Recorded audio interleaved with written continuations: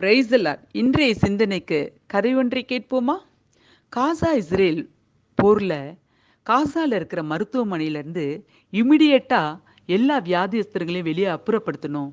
நாங்க இப்ப பாம் போட்டு அந்த ஹாஸ்பிட்டலை அழிக்க போறோம்னு இஸ்ரேல் சொல்லிருந்துச்சு. அதுக்கான கொஞ்சம் நேரமும் கொடுத்துருந்துச்சு.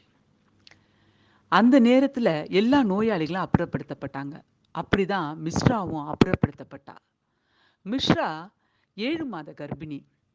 அவளுக்கு திடீர்னு ஏற்பட்ட வாந்திக்காக தான் இந்த ஹாஸ்பிட்டல்ல அட்மிட் பண்ணப்பட்டிருந்தா. அவளுக்கு துணையா அவளோட கணவர் சஃபேரும் கூடவே இருந்தார். சஃபேர் ஒரு பெரிய தொழிலதிபர்.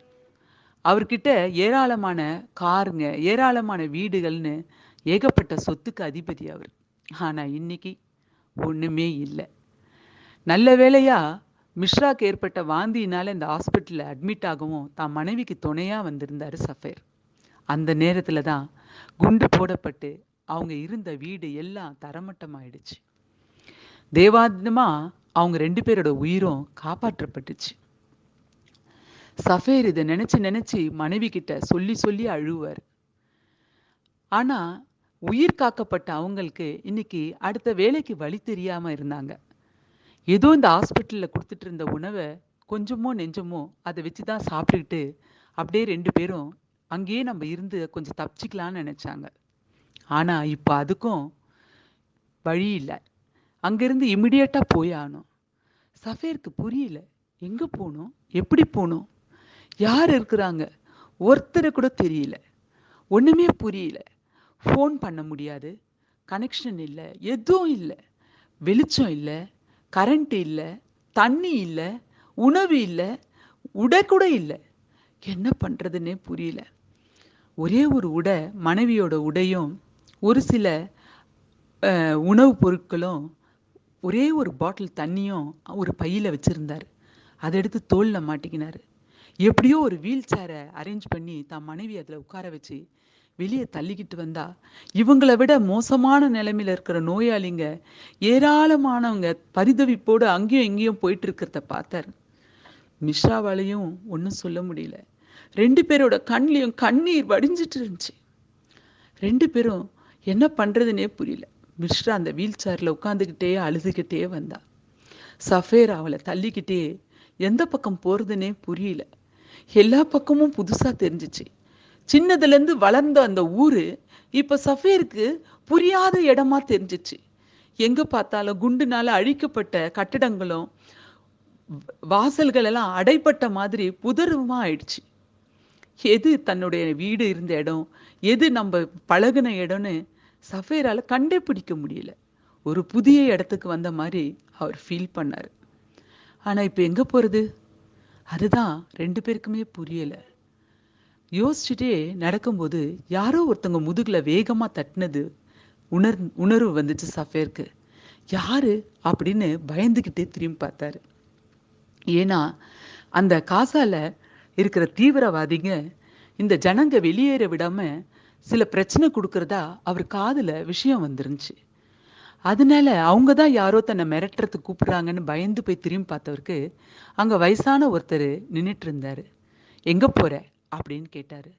தெரியலன்னு சஃபேர் சொன்னாரு. ஃபாலோ மீன்னு சொன்னாரு.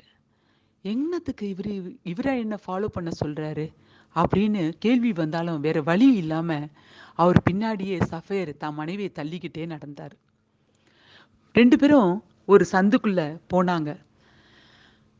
சஃபேரும் அந்த பெரியவரும் மனைவியை அந்த வீல் சேர்ல வச்சுட்டே போறாங்க. அந்த சந்து போய் அது திரும்ப இடது பக்கமா திரும்பி வலது பக்கமா திரும்பி கடைசியில ஒரு 20 படிக்கட்டு இருக்க இடத்துல இறங்க வேண்டியது இருந்துச்சு. சஃபேர் தன் மனைவி கிட்ட கேட்டாரு, மிஸ்ரா நடப்பியா? அவங்க நடந்து தானங்க ஆகணும் நம்ம குழந்தைக்காகன்னு வயிற்ற தடவிக்கிட்டே சொன்னாங்க. பொறுமையா அந்த படிக்கட்டு இறங்கி நடந்து உள்ள போயிட்டே இருந்தா. அது ஒரு அடியில பூமிக்கு அடியில போற ஒரு சுரங்க பாதை மாதிரி இருந்துச்சு. அந்த பெரியவர் திடீர்னு ஒரு இடத்துல திரும்பி ஒரு அறை மாதிரி இருக்கிற இடத்துக்கு போனார். அங்க இவங்களை போலவே ஏராளமான அகதிகள் போல, சொந்த நாட்டிலேயே அகதிகள் போல ஜனங்க அங்க ஒளிஞ்சிட்டு உட்கார்ந்துட்டு இருந்தாங்க. குடும்பமாகவும் தனிச்சோ அங்க அழுது கண்ணீரோடு இருந்தாங்க நிறைய பேர். அந்த பெரியவர் எல்லாரையும் பார்த்து, இப்போ ஓரளவுக்கு ஒரு லாரியில நம்ம ஏறி போற அளவுக்கு ஜனங்க கூடிட்டாங்க. இதுக்கு மேல எனக்கு மத்தவங்களுக்கு உதவ முடியல. எனக்கு தெரிஞ்சவரு அவரோட வண்டிய வச்சுக்கிட்டு இந்த சுரங்கத்தோட அடுத்த முனையோட அங்க ஒரு ரோடு இருக்கு. அந்த இடத்துல வெயிட் பண்றாரு. இன்னும் 1 மணி நேரத்துல இந்த சுரங்கத்த கடந்து நம்ப அந்த பாதைக்கு போய் ஆவணும். அதனால வேகமா கிளம்புங்க. அதுக்கப்புறமா சுரங்கத்தோட வாசலுக்கு போனோனே, நான் முதல்ல வெளிய போறேன். எனக்கு எதுவும் ஆபத்து இல்லாம நான் அந்த பக்கம் போயிட்டேன்னா, நீங்களும் ஒருத்தரா வந்து அந்த லாரியில ஏறிட்டு, நம்ம அங்கருந்து அந்த கண்டெய்னர் லாரி மூலமா ஈஜிப்துக்கு போயிடலாம். ஏன்னா, ஈஜிப்த் இப்போ அந்த தேசத்தோட வாசல திறந்திருக்குது. அப்படின்னு எல்லாருக்கும் சொன்னாரு. இத கேட்டவுடனே எல்லாருக்கும் ஒரு பக்கம் சந்தோஷம். இன்னொரு பக்கம் தீவிரவாதிங்க கிட்ட மாட்டாம போணுமே! அந்த பெரியவர் சொன்னாரு தொடர்ந்து. எல்லாரும் ஒரு நிமிஷம் பிரார்த்தனை பண்ணுங்க. இறைவன் ஒருவனால தான் நம்பள இதுவரைக்கும் உயிரோட காப்பாத்துன மாரி தொடர்ந்து நம்மள காத்துக்கொள்ள முடியும் அப்படின்னு சொன்னாரு. எல்லாரும் கண்கள மூடி அவங்கவங்க கதறி கதறி ஆண்டவர்கிட்ட பிரார்த்தனை பண்ணாங்க. சஃபேரும் மிஷ்ராவும் அப்படிதான் பிரார்த்தனை பண்ணாங்க. சஃபேர் இறைவனிடத்துல கேட்டாரு. இறைவா, இவ்வளோ நாள் வாழ்க்கைன்னா என்னன்னு தெரியாம வாழ்ந்துட்டேன். இப்ப வாழ துடிக்கிறேன். பூமிக்கு வரப்போற என் குழந்தையோட வாழ விரும்புறேன். என் மனைவியோட வாழ விரும்புறேன். தயவு செய்து உயிர் பிச்சை கொடு இறைவா அப்படின்னு கேட்டாரு. எல்லாரும் பிரார்த்தனை நேரம் முடிஞ்சோடனே தொடர்ந்து அந்த சுரங்கத்துக்குள்ள நடக்க ஆரம்பிச்சாங்க. அந்த முனை வந்த உடனே அந்த பெரியவர் சொன்னாரு, எல்லாரும் இங்கேயே நில்லுங்க.